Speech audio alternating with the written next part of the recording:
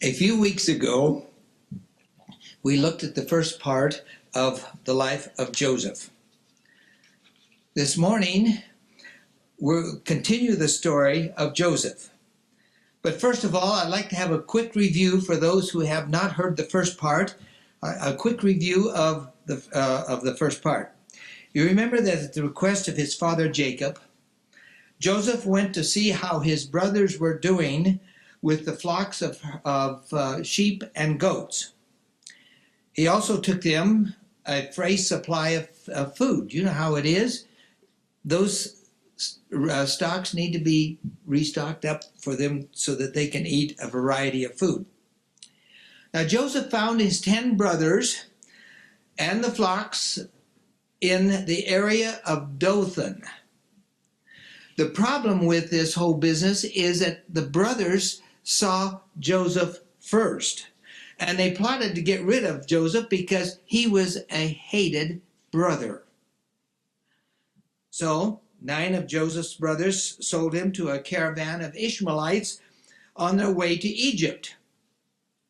Now again, if you missed this first part of the story, you can read it in the book of Genesis chapter 37, or if you wish, you can go to BensonArizonaChurch.com and listen to the first part of the story. We left the story of Joseph as he traveled to Egypt and was sold to Potiphar, one of Potiphar's high officials. What a discouraging situation that was for Joseph. In such a short time, Joseph went from a favored son of a tribal chief to a bound captive on his way to another country to be sold as a slave. Now, I can imagine that the cords that bound his hands and his feet to the camel cut deeply into his flesh, causing probably some real raw sores. Yes, I can assure you they hurt. But I don't really think that his captors cared too awful much about that. You know, he wasn't fed very well either. We complain about airline food. Poor Joseph. Out of mercy, the steward of this world-renowned rough-sailing camel airline may have tossed him a piece of dried meat when it was convenient for them to do so. But you can be assured that this food wasn't well seasoned or it wasn't microwave heated. In addition, I'm sure that he received a few sips of sun-warmed water. The only problem with that was that it was well flavored from the goat skins that it was hauled in. At any rate, you can be assured that his drink wasn't orange juice or soda filled with ice cubes. Now, while Scripture doesn't specifically state so, there is one thing of which I am very sure of. I am sure that Joseph was, as he was traveling on the back of the camel, that he did some very serious thinking. He probably looked in the distance and saw his father's tents. Then it hit him all of a sudden that he would probably never see his father again. He realized that now he was on his own. Just how would he relate to this situation? Did he dwell on the evil his brothers had done to him and possibly even curse them in his mind? Did he remember the dream of his brother's sheaves bowing down to his sheaf and thought that maybe one day his revenge would come? Then did he vow to someday get even with them? Was this his thinking? No, I don't think so. At this point, I think that he looked upward rather than horizontally. I think he probably made a commitment that he would be faithful to his father's God and do his very best regardless of the situation that he found himself in. This was probably the most significant decision that he as a young man could have ever made. Friends, we can learn a serious lesson here. This part of Joseph is very meaningful. For us today, what is your attitude and your commitment in whatever life deals out to you? When the Midianite traders finally arrived in Egypt, Joseph was sold as a slave to someone not his race and someone who he was going to do the dirty work for. I'm sure that at that time, Joseph couldn't figure out why God had allowed such a thing to happen to him. Nevertheless, it was happening, and what did he do? He placed his trust in God. As time went on, Potiphar observed Joseph's work. In Potiphar's eyes, Joseph became more than just another slave. We're going to pick up the story at this point by reading verses 2 and onward in Genesis chapter 39. And you'll see on the screen from the New English Version of the Bible. The Lord was with Joseph, and he prospered. He lived in the house of his Egyptian master and saw that the Lord was with him and was giving him success in all that he undertook. Then Joseph found favor with his master, and he became his personal servant. Indeed, his master put him in charge of his household and entrusted him with all that he had. From the time that he put him in charge of his household and all his property, the Lord blessed the Egyptian's household for Joseph's sake. The blessing of the Lord was on all that was his in house and field. He left everything he possessed in Joseph's care and concerned himself with nothing but the food he ate. Okay, from Scripture we have just read, the Lord was with Joseph and he prospered. The Lord continued to bless Joseph, and after a short while Joseph was promoted to become Potiphar's chief slave and put over the entire affairs of Potiphar. Now, notice that this included both the affairs of his household as well as his agricultural business. Potiphar also recognized that Joseph's success came not from Joseph's personal ability. In fact, not so much from Joseph's personal abilities, because Joseph did have a lot of personal abilities. Rather, he recognized that Joseph's success came from Joseph's God. In this case, it was very obvious that Joseph was a good missionary. He let his master know about his God. Yes, we also must recognize that the way Joseph worked was a contributing factor in his success. I'm sure that he did his work diligently and to the best of his ability. He worked hard to please both his master and his God. Oftentimes, with success comes greater responsibility and trust. With greater responsibility and trust comes greater vulnerability. Did you hear that? Now I want you to listen carefully, because I'm going to repeat it and I'm going to put it on the screen so that you can let it sink into your minds. With greater responsibility and trust comes greater vulnerability. As Potiphar put more and more responsibility upon Joseph and trusted him more, a greater, or we might say, a different type of temptation came to him than when he was less prosperous. It's been my observation that when an individual is prosperous or endowed with greater handsomeness or more beautiful physical features, there is an increase in temptation. Oftentimes it is very subtle, and it comes in a way least expected.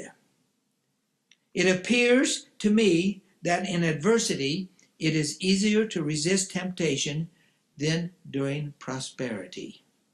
Think of that, folks. Okay, let's continue reading with the last part of verse 6, and I'm using the NIV here. Notice how Joseph was subjected to temptation during this greater time of prosperity.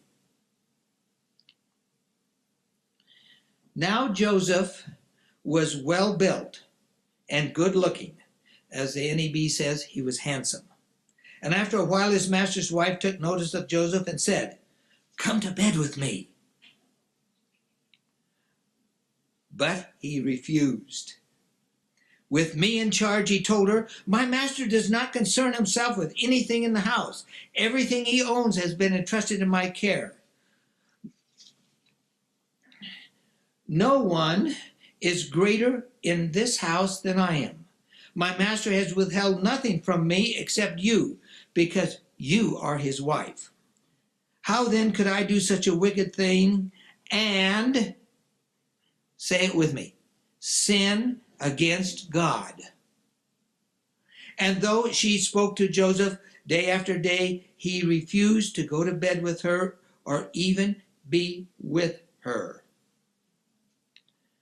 One day, he went into the house to attend to his duties, and none of the household servants was visible. She caught him by his cloak and said, "Come to bed with me." But he left his cloak in her hand and ran out of the house. In fact, I'm going to confess something right here. I thought about the title of this sermon, not what it is in your bulletin, but "Run, Joseph, Run." But I think that might be a good advice when we are faced with temptation. Now, pardon me for being a little sidetracked from our story. However, notice that Joseph recognized adultery as sin. What is sin? Well, let's see what Scripture says. 1 John 3:4 tells us that sin is a transgression of the law. Romans 7:7 says, "What follows? Is the law identical with sin? Of course not. But except through law, I should never have become acquainted with sin. For example, I should never have known what it was to covet if the law had not said, 'Thou shalt not covet.'" Romans 3:20, "For the law is the knowledge of sin, for by the law is the knowledge of sin." Romans 4:15, "For where no law is, there is no transgressions," or as some translations say, there is no sin. Now tell me, was the law of God in existence before being written with the finger of God on Mount Sinai? According to what has been written by Moses in the book of Genesis, then in the New Testament by the Apostle Paul and the disciple John, sin was already in existence. Joseph refused to sin. And Joseph lived a long time before the law was given on Mount Sinai, didn't he? Okay, back to our story of Joseph. Before we read our next Bible narration about Joseph, I want you to notice several things about Joseph's confrontation with Madame Potiphar. Number one, Joseph's reason for resistance was based upon his relationship with God. Was it not? It was not based upon his likes or dislikes or momentary feelings. Now, looking at today's generation, we see that people are more inclined to base their actions upon their immediate feelings rather than upon principle. This was not the case with Joseph. Joseph had a greater reason to resist than his immediate feelings. If God had not been an integral part of his life, it would have been harder for him to resist. Basing his daily actions upon God gave him a foundation for his reaction to the temptations that was before him. Number 2, Joseph refused to betray the trust his employer put in him. Oh, interesting. Here comes the employer. I firmly believe that his relationship with God was a foundational basis for not betraying his trust, the trust that Potiphar put in him. In other words, when an employee is a true follower of God, he will be faithful to the trust put in him by his employer. That is, so long as it does not conflict with the requirements of God. Right? I believe that a healthy relationship with God creates a healthy relationship with our fellow mankind, including our employer. Madam Potiphar was persistent, though. Wow.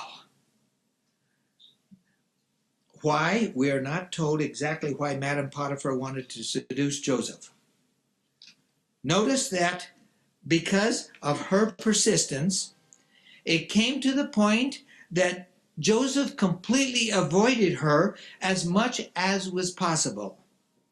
Now we can learn a lesson here. Number 3, when evil comes our way, shouldn't we run the other direction? Run, Joseph, run. Run, Keith Wallace, run. Put your name in there. Run, run, run. The opposite direction. So often we stop to gaze a while at evil while we ought to immediately get out of the area. Number 4, Joseph did recognize the sanctity of the marriage relationship. Again, this goes back to his relationship with God. God is the one who has placed boundaries upon the marriage relationship. Shouldn't God be the basis for resistance of any temptation? In spite of all the precautions Joseph took, one day she caught him alone. She took advantage of the situation and intended to force him into complying with her demand to go to bed with her.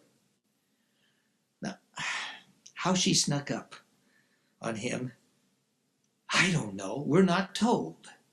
However, I am sure that it was by stealth and surprise, because she got close enough to him to actually get a solid grip on Joseph's coat. Now, what do you think happened? Well, I'll tell you what I think happened. I think that at this point, Joseph panicked. He wasn't about to give in to her, though she had a solid grip on his outer garment. His only recourse was to some way break her grip on him without hitting her. You know what would happen if he hit her? Well, if he hit or harmed her in any way, it would have been aggravated assault upon the family of a high official in Pharaoh's court. This would have meant certain death for him. His only recourse was to get out of his outer court, and this he did. He probably knew that this desperate action would probably bring terrible trouble upon himself. But, number 5, he would rather suffer this trouble than sin against God. Again, his relationship with God was the basis for his actions. Notice how Madame Potiphar's reaction. Notice now how Madame Potiphar's reactions changed. She finally came to the realization that her persistence would not break Joseph's resolve. Her reaction is typical of people who fail to get their way when trying to do evil. She became furious and turned against Joseph, the very one she was trying to seduce.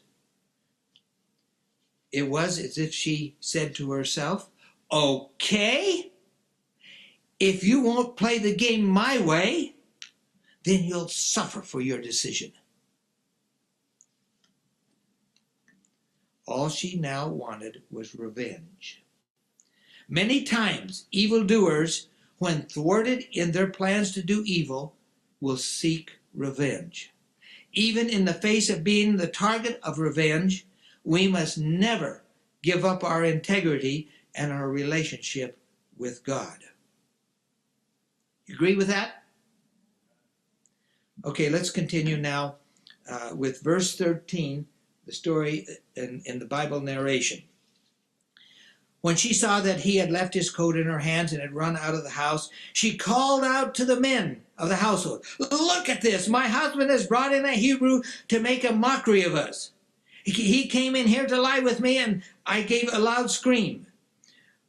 When he heard me scream and call out, he left his coat in my hand and ran off." She kept his cloak with her until his master came home, and then she repeated her tale. She said, "That Hebrew slave whom you brought in to make a mockery of me has been here with me. But when I screamed for help and called out, he left his coat in my hands and ran off." When Joseph's master heard his wife's story of what his slave had done to her, excuse me, he was furious. He took Joseph and put him in the round tower where the king's prisoners were kept, and there he stayed in the round tower. Notice that Potiphar heard his wife's tale. Notice that he was furious. According to his wife, here was a slave who tried to rape her. A slave, no less. After all, gentlemen, wouldn't you be furious? Then why didn't Potiphar just kill him on the spot? Now remember, Potiphar was the chief executioner, and he could have done this very easily without being censored. You know what I think? I think that Potiphar knew his wife all too well. I think that he had a feeling that Madame Potiphar had not always been true to her husband. I don't think that Potiphar really believed his wife. At any rate, something just didn't ring true to her story. Furthermore, his experience with Joseph caused him to trust Joseph. However, under the circumstances, he had to do something. So Potiphar acted furious, and then he put Joseph in jail rather than killing him on the spot. There's another point which we must never overlook. According to man's perspective, if there was ever a time when God should have rewarded Joseph, it was now. Day by day, Joseph had said no to Madame Potiphar. Now, at the risk of his life, he flees from her. But God didn't immediately reward him for his fidelity. I think God had other plans. Well, I know so. He wasn't through with Joseph's training. Thank you, my dear wife.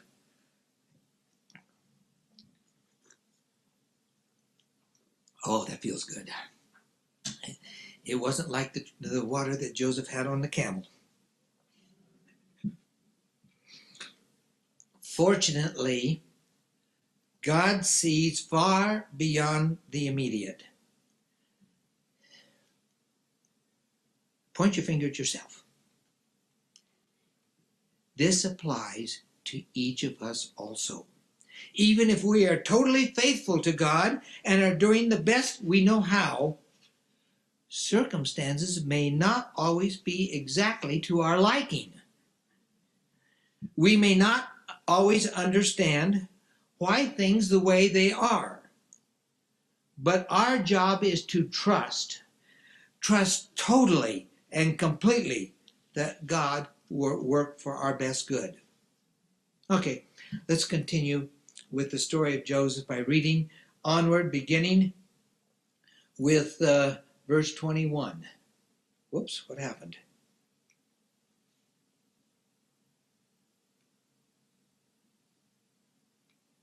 Technology. Okay, let's read.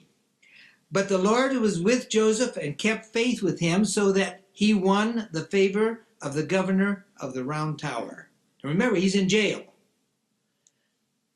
He put Joseph in charge of all the prisoners in the tower and of all of their work. He ceased to concern himself with anything entrusted to Joseph, because the Lord was with Joseph and gave him success in everything. Did you notice who it was that gave Joseph success? It was the Lord that kept faith with Joseph. You know, God never leaves us. Think about that. God never leaves us.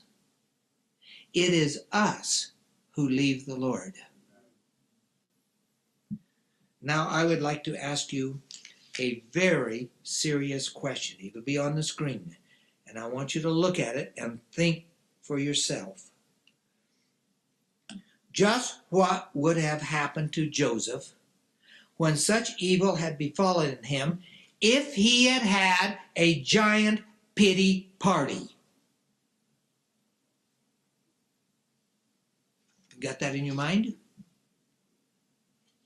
It is my personal belief that if we relate to affliction and hardship properly, affliction and hardship, while not necessarily enjoyed, can be good for us. Oh? How about a scripture for that? Look what the psalmist says. It is good for me that I was afflicted, or as the NAB puts it, punished, that I may learn thy statutes. Oh, really? Let's read it again. In fact, all of us together. Let's read it together. It is good for me that I was afflicted, that I may learn thy statutes. When Joseph began to see the working of God in his life while in prison, I really think that he may have come to that same conclusion. Now, back then he didn't have the Psalms, but I think that this were his thoughts as well. I don't think that Joseph knew exactly what was ahead of him in his life, but I do think he determined to put his whole trust in God, regardless of what might come upon him. Now I want you to take note of this particular piece of wisdom, and I'm going to quote it. Everything can be taken away from an individual except the ability to choose one's attitude in any given set of circumstances. Therefore, if you so choose, people or circumstances cannot take happiness away from you. It is through the daily choices we make that in the final end, we are either happy or sad. Let me read that again. Everything can be taken away from an individual except the ability to choose one's attitude in any given set of circumstances. Therefore, if you so choose, people or circumstances cannot take happiness away from you. It is through the daily choices we make that, in the final end, we are either happy or sad, saved or lost. You believe that? Yes. The right choices we make are so important in our survival of hard times. With a good attitude on the part of Joseph, God could and did mightily work through and for him.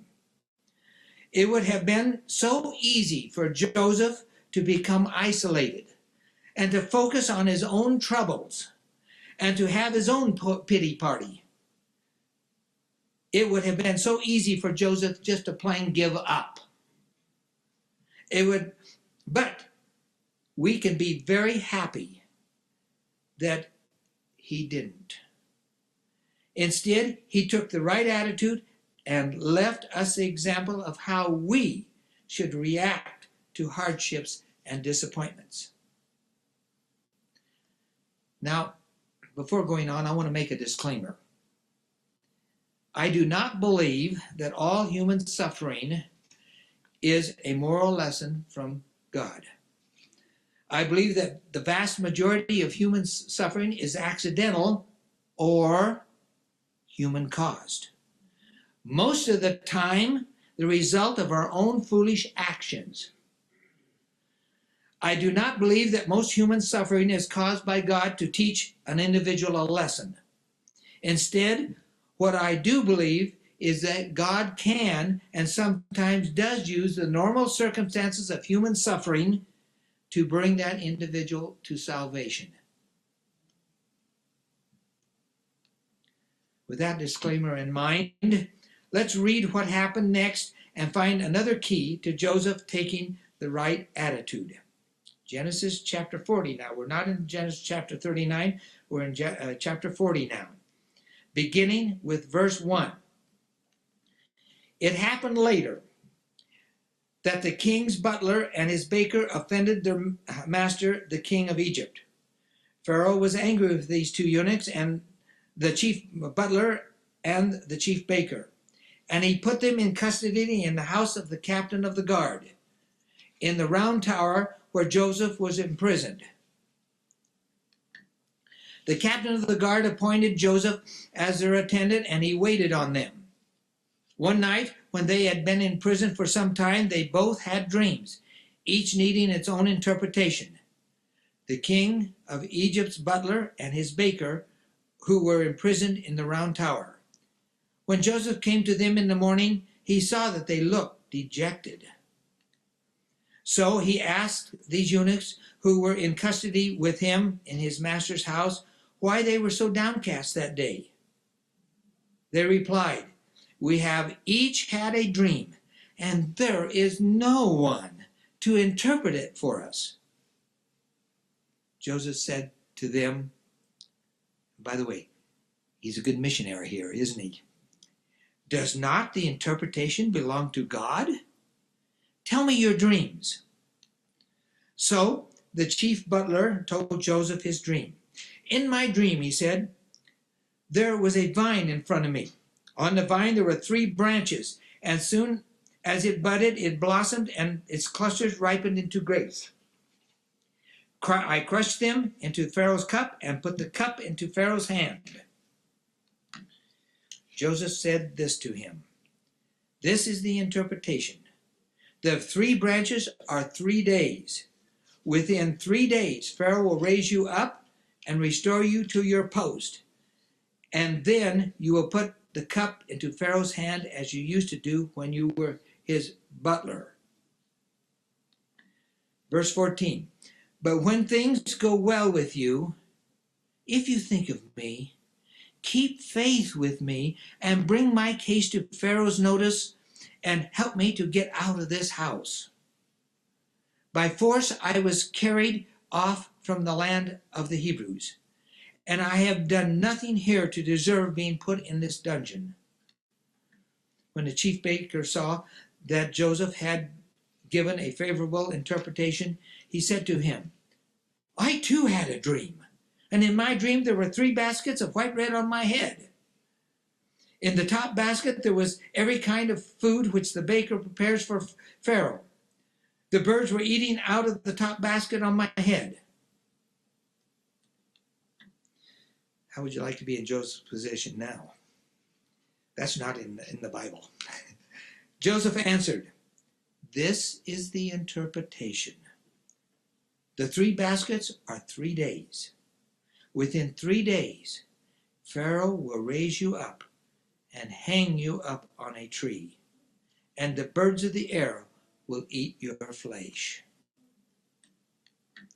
The 3rd day was Pharaoh's birthday, and he gave a feast for all his servants. He raised the chief butler and the chief baker in the presence of his court. He restored the chief butler to his post, and the butler put the cup into Pharaoh's hands. But he hanged the chief baker. All went as Joseph had said in interpreting the dreams for them. The chief butler and the chief baker were probably the most trusted men in Egypt's Pharaoh's court. Why do I say this? Well, the chief baker was the one responsible for the preparation of Pharaoh's food. In a great measure, Pharaoh's health centered upon how the chief baker prepared the food for Pharaoh. The chief butler was the one who tasted everything that Pharaoh ate. Back in those days, it was a common way to get rid of the king to poison them, to poison their food. The chief butler would test the food for poison before serving it to Pharaoh. If the food did not harm the chief butler, then it was passed on to the king to eat. Now, if there was poison in the food, then goodbye, chief butler, and long live the king.